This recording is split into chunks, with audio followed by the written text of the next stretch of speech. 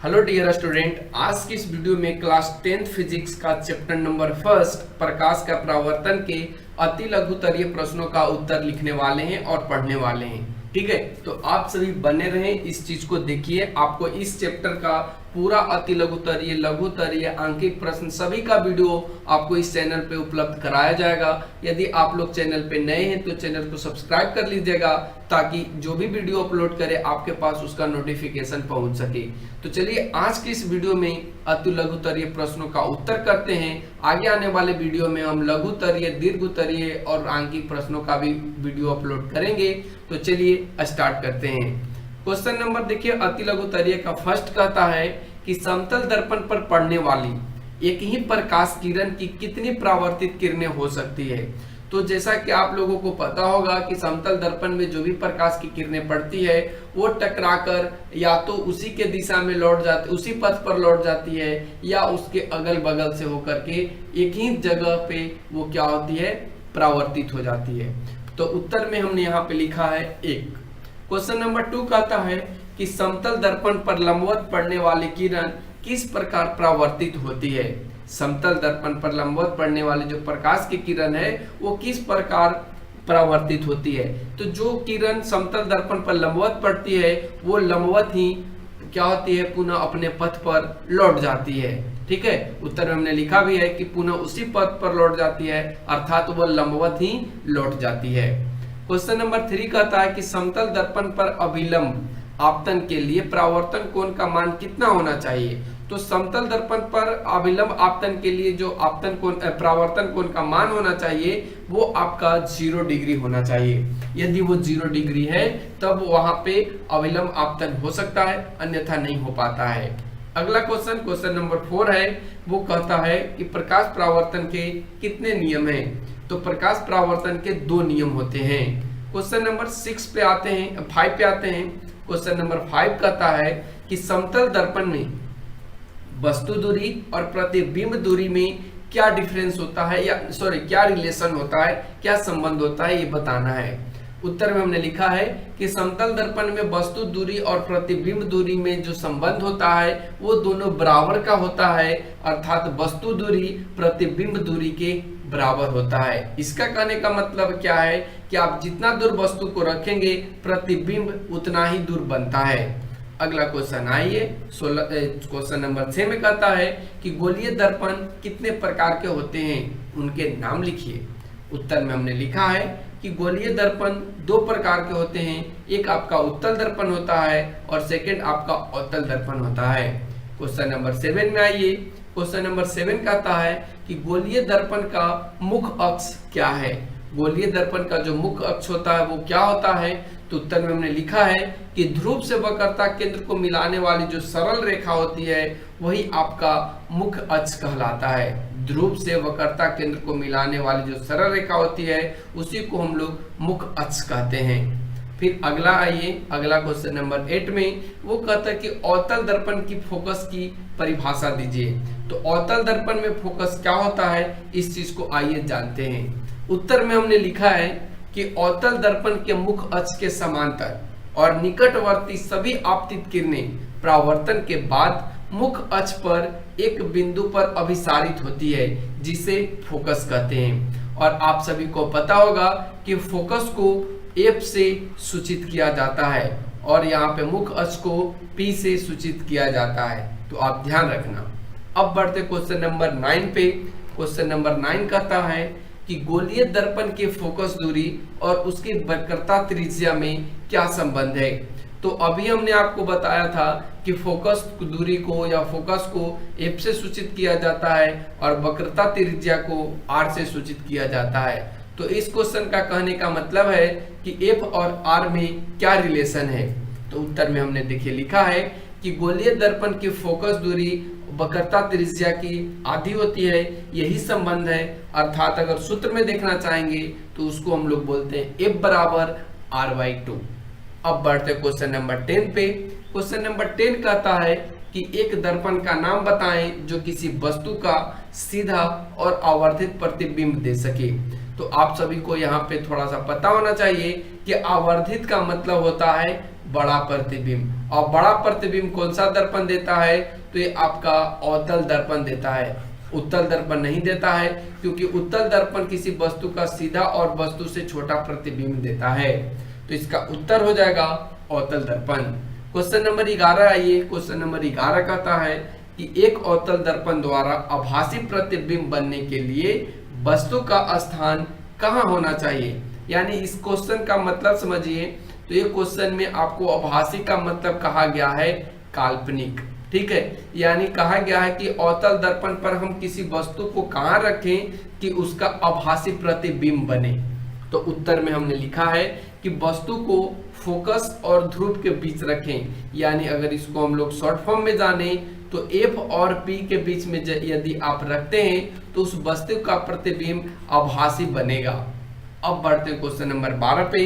Question number 12 कहता है कि यदि कोई वस्तु किसी अवतल दर्पण के वक्रता केंद्र पर रखी हो तो उसका प्रतिबिंब कहाँ और कैसा बनता है? तो देखिए इस क्वेश्चन को समझिए। क्वेश्चन में कहा है किसी वस्तु को या कोई भी वस्तु हो वो किसी अवतल दर्पण के वक्रता केंद्र कहने का मतलब यदि C पर रखा जाए तो वो वस्तु का प्रतिबिंब कहाँ बनता है? तो आप सभी को पता होगा कि जब हम लोग वस्तु को वक्रता केंद्र पर रखते हैं तो वक्रता केंद्र पर ही उसका प्रतिबिंब बनता है, और जो वस्तु होता है वो क्या, उसका जो प्रतिबिंब बनता है वो इक्वल बनता है, ठीक है। तो आप इस चीज को समझ पाए होंगे। अब आगे देख लेते हैं अब इसका क्या उत्तर लिखे हमने।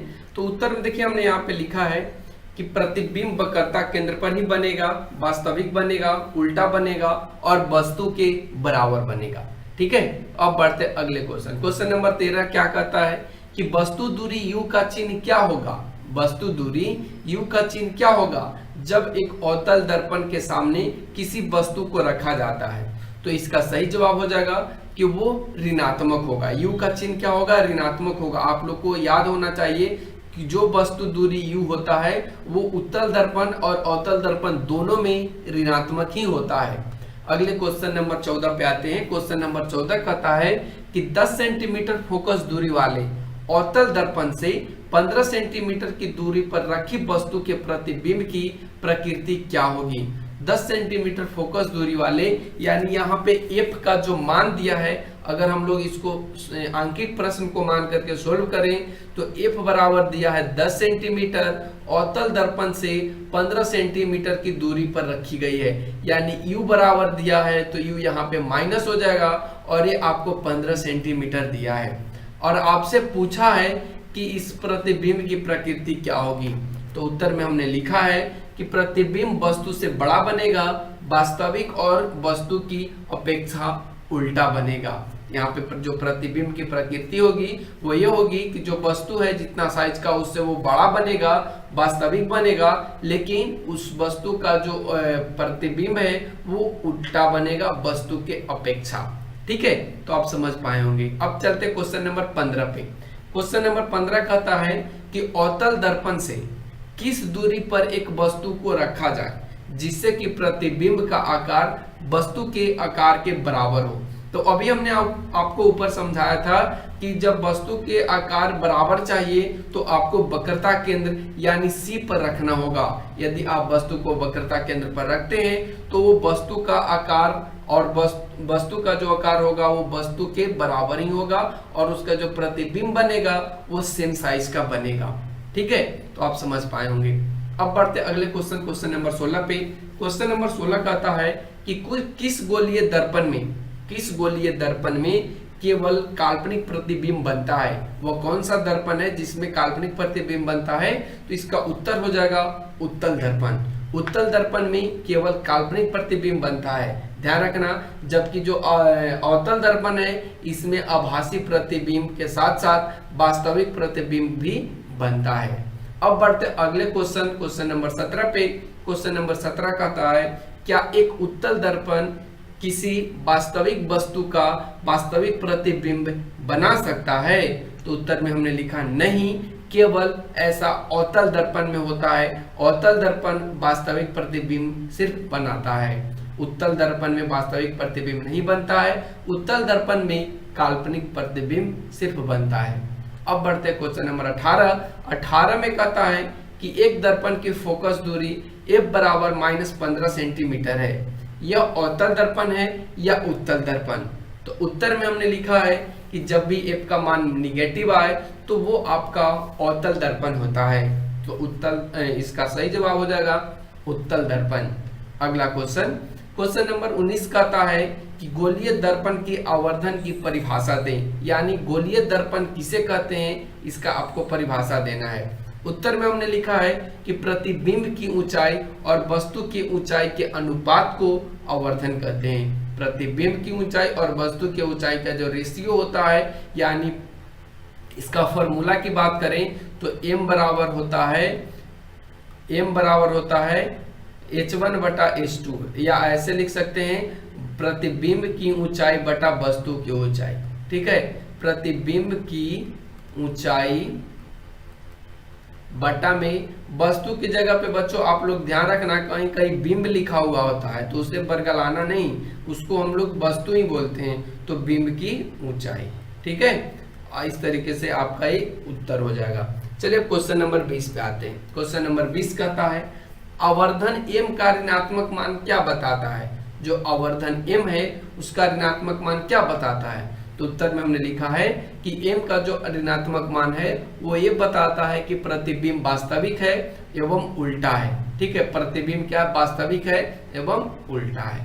क्वेश्चन नंबर 21 पे चलते हैं। क्वेश्चन नंबर 21 कहता है कि एक गोलीय दर्पण की वक्रता त्रिज्या 20 सेंटीमीटर है, यानी वक्रता त्रिज्या कहने का मतलब यहाँ पे आपको r दिया है। ठीक है, और r बराबर कितना दिया है?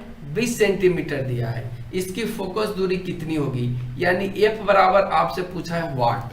तो अभी आपको हमने एक फॉर्मूला बताया था कि f बराबर होता है r/2। तो r कितना है?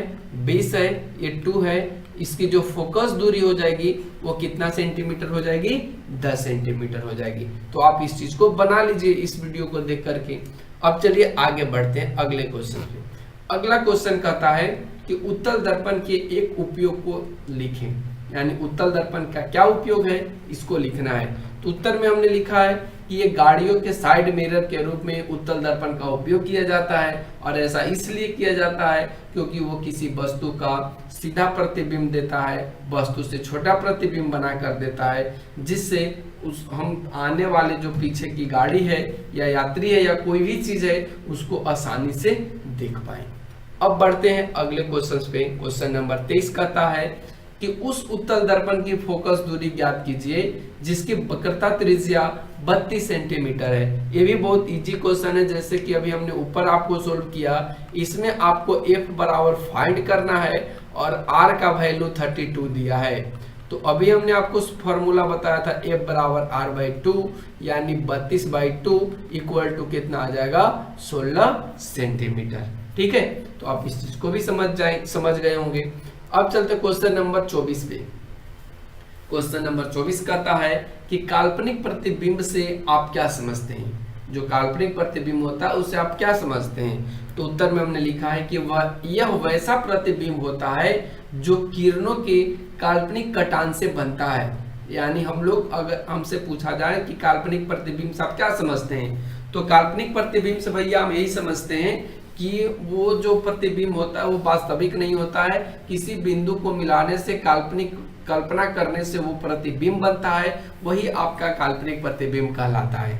ठीक है, अब बढ़ते क्वेश्चन नंबर 25 पे।